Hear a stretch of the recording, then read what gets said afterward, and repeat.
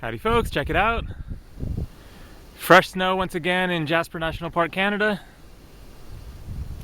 Quite a pretty scene here, despite the power lines there.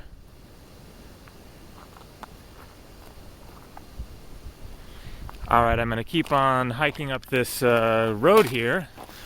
I'm hiking just outside of the town of Jasper itself, in the center of Jasper National Park here, which is just a 15-minute or so walk away.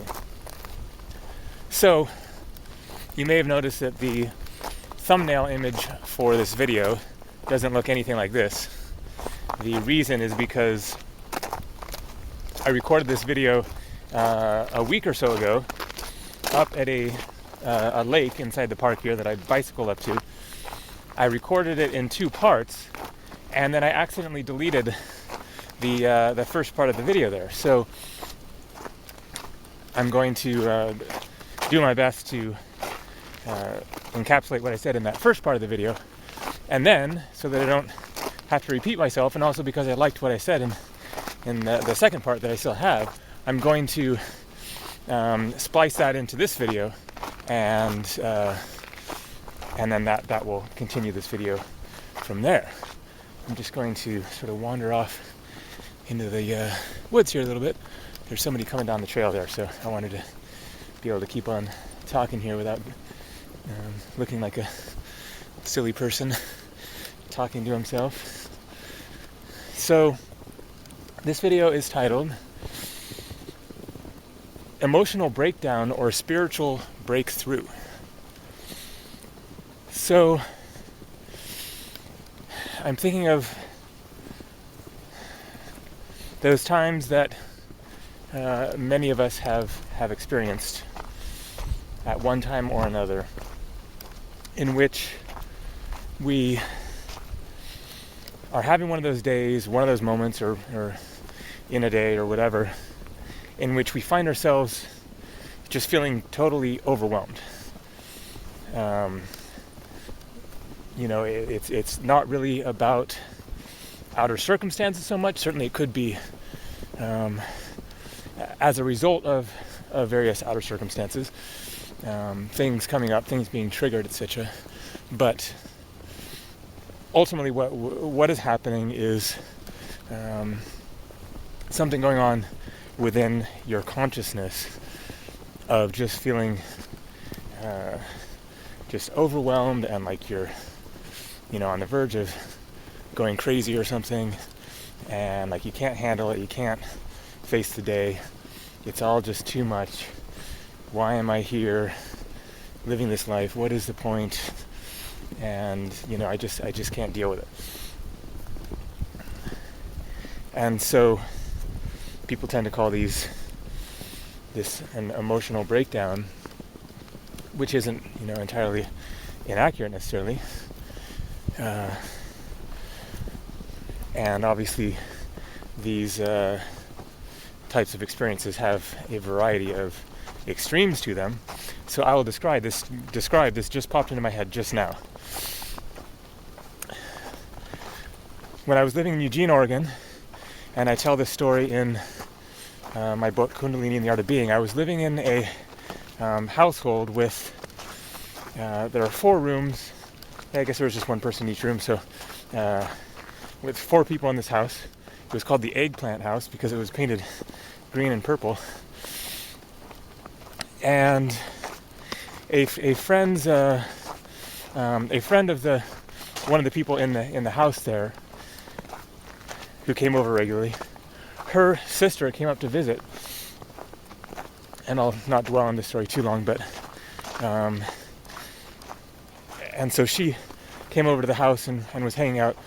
And this was 20 years ago now, almost exactly, 1984. And so I forget the exact circumstances of what led to this, but she had she seemed like a completely,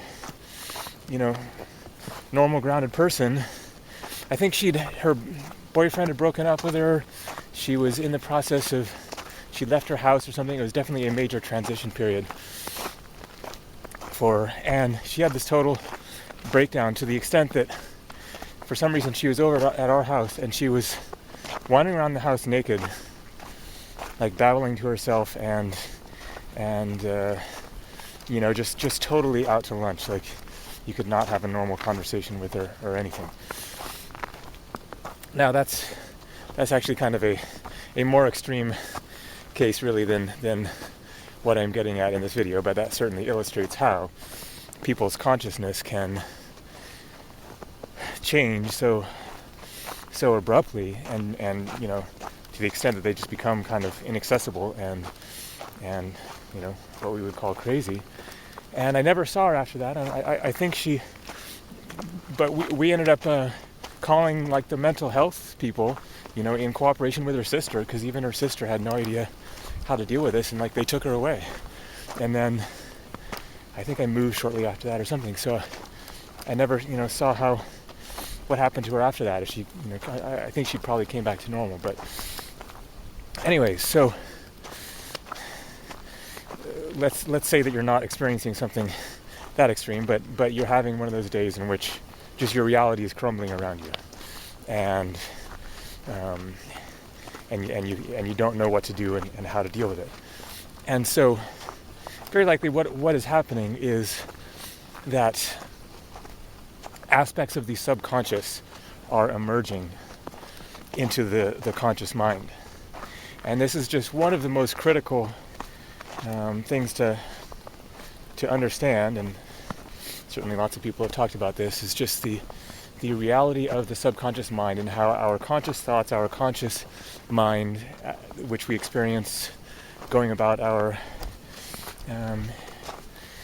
day, is really only the tip of the iceberg of who we truly are, of the full depth of our being. And to a great extent, then the spiritual path is really about making the subconscious more conscious. Because there's really no reason why we even have to have a subconscious, and this is getting into obviously a whole nother realm of psychology and the brain and all this stuff, and certainly we have our bodily functions, our heartbeat, our lungs, etc., which we don't want to be dealing with our conscious mind all the time, etc. So there's a a physical component to that of what our brain and body is doing while we're going about our day, and so I don't really know how exactly all this stuff breaks down and everything, but just my own understanding is that we can bring our subconscious self into greater consciousness, and that is really the awakening process. Basically is becoming more conscious by getting more in touch with the other parts of ourself. And just think of the proverbial iceberg, and how much of it is beneath the surface. But this analogy is kind of imperfect because that is based on physical laws such that a certain percentage of the ice will necessarily be underneath the water. But what I'm getting at here is that with our consciousness, this does not have to be the case, that there has to be a certain amount within our conscious mind, and then this vast subconscious that we are completely and utterly disconnected from and out of touch with, yet which is dictating our reality to a great extent without our realizing it. And so our current society is rather disconnected from the full depth and truth of the human spirit. All right, I'm gonna get a shot of this pretty scene here. Wow.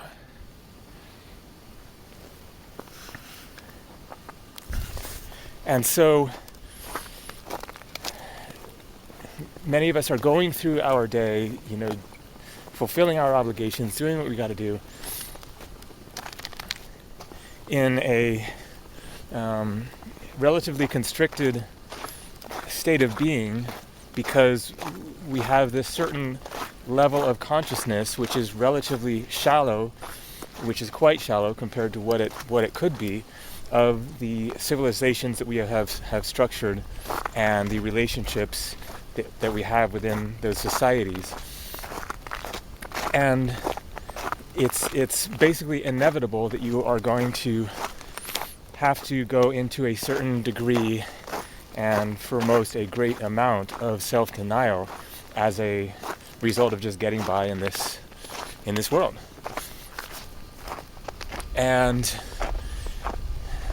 so we go forth and we do our thing and we're living our lives, and in the process then we are to a great extent neglecting the truth of who we are, the fullness of who we are.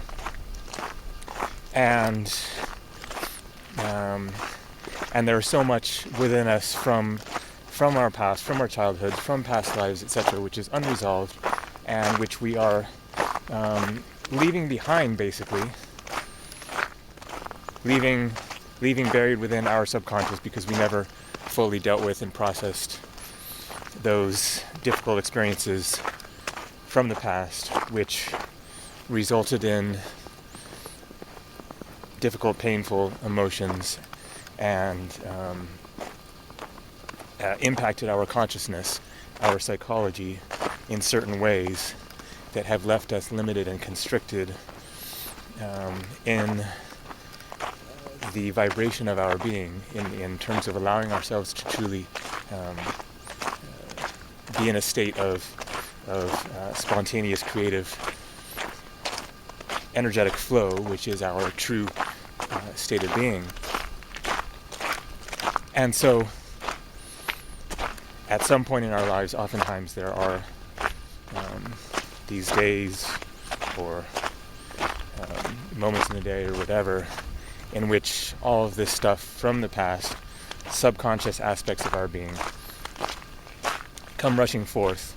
It can't be denied any longer. It's been stuffed down for too long, yet there is a energetic power, force to that aspect of our being, which finally cannot be denied any further, because it is the nature of our soul to try to come back together into oneness, basically. And yet we are holding our souls, our consciousness, in a state of separation, of the separation between conscious and unconscious. Basically, we are holding an aspect of ourselves out of the light of our consciousness in shadow. So that's why it's called shadow work. And I'm gonna share this scene while I'm walking here. And so this is what shadow work is about, is getting in touch with those aspects of ourselves which are cast in shadow, in the shadow of our own consciousness, being held apart from the light of our conscious mind in darkness. And so there are times when we have those breakdown moments in which our reality crumbles around us as we experience it. And this can take on many forms and experiences and various states of being. But it is that reality of aspects of our subconscious being breaking through, like a dam breaking, and the water coming rushing forth, and the water is aspects of our own being rushing forth into our conscious mind. And so that is experienced oftentimes as just overwhelming emotions and feelings, and it could be memories from the past and just general weird sensations of just feeling like you're going crazy, and that your consciousness is accessing things that you don't understand and don't know how to deal with and whatnot. And so this is your consciousness kind of breaking down and breaking apart, which can feel destructive and like it's like we're going nuts, and this is this is a unhealthy, imbalanced state of being, when in fact it may very well be a spiritual breakthrough of exactly what we need to connect with and access these other parts of ourselves in order to begin the process of integration of these parts of our being back into our conscious mind, bringing these various elements of the self back into oneness and into unity. So these experiences can be doorways into other states of being within ourselves, of just a major shift and transformation of our soul, of our consciousness, into a new way of being, a new configuration of our soul, you could say, if it's dealt with that understanding of what's actually going on, which quite often that is not the case. So I think I'll wrap things up there with this part of the video, and then add the second part of the video onto this here, and I forget exactly what I said, but I think this kind of leads into it fairly well. So thanks for watching.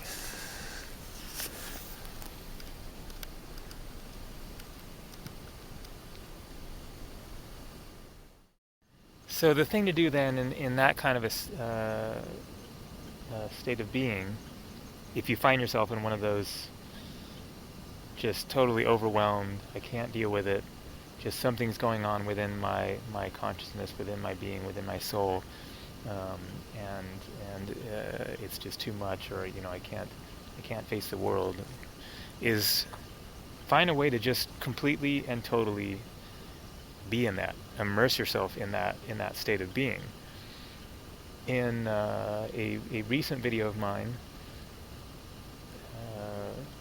a simple, powerful emotional healing technique or exercise, then I talked about a very simple idea, which is just when you're in one of those states of being, to just go into your bedroom, turn off the lights, and lie on your bed on your back. Close the eyes and just allow yourself to completely sink into everything that is going on within you, and to completely immerse yourself in it and merge with it. Or it could be taking a bath, it could be meditating, it could be deciding to do some yoga, but in some way, rather than trying to get away from it, whatever you're feeling, whatever you're going through, finding a way to completely just jump headlong completely straight into it. And understand that this is just an aspect of your being, of your own consciousness, that is emerging from within you and is seeking to be reunified. It's just part of your soul coming back to life, basically. And you do have the ability, the power to deal with this, to handle this, by focusing on it and by giving it your full attention, and just working with the energies and figuring it out in the process by just jumping in the water, and you learn how to swim, basically. That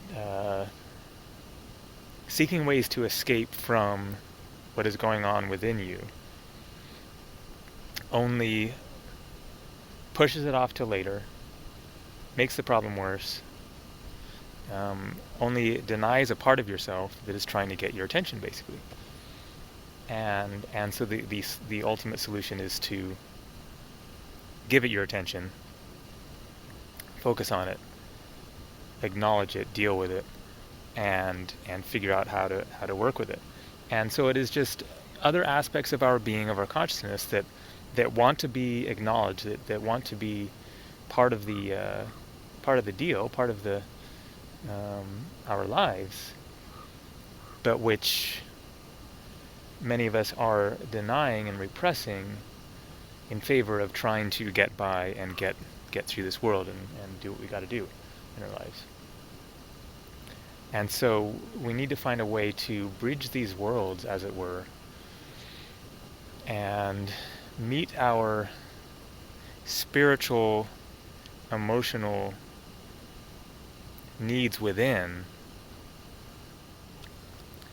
as we go about our daily lives, and not deny that and say, well, that isn't relevant to me getting to work on time and doing what I need to do and paying the bills and etc.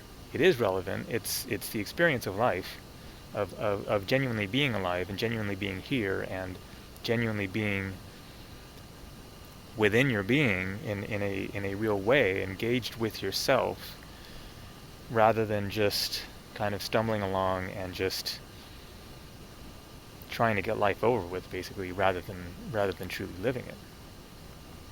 So these moments of seeming breakdown can be like doorways that you can leap through or not, but if you leap through them, then you can take things to another level. You can find yourself in another space, another state of being, in which you enter into yourself through these various energies that are emerging within you.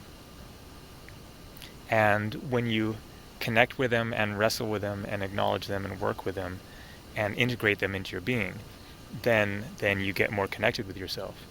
And if you can maintain that connection, then you can continue on with your life from there with a greater connection with the truth of your soul, rather than repressing and denying parts of yourself. And that's the real work of this life, in my opinion, is that process of reintegration of the self, of finding true wholeness of consciousness, and figuring out how to do that while still navigating this world and doing things that we kind of would rather not be doing. It doesn't quite make sense to us, but we got to do, because we got to make a paycheck and play the system to a certain extent. When there aren't, you can't live in this world without money, basically, and so we all got to find our ways to get by. Hopefully, we can find a way to do that. Find a job that is more meaningful to us, that is more in sync with the flow of our being. But you got to do what you got to do. So I hope that helps shed a little light on what can be happening within our beings and how to deal with it. To give these naggings from within our soul our attention, rather than brushing them aside, denying them, ignoring them, hoping they go away, etc. Because it's meaningful stuff that these things come up, emerge from our subconscious, basically, and are trying to make their presence known in order to come back into the light of conscious awareness and be a part of our conscious being, rather than hidden away in the subconscious. So thanks for watching. Take care.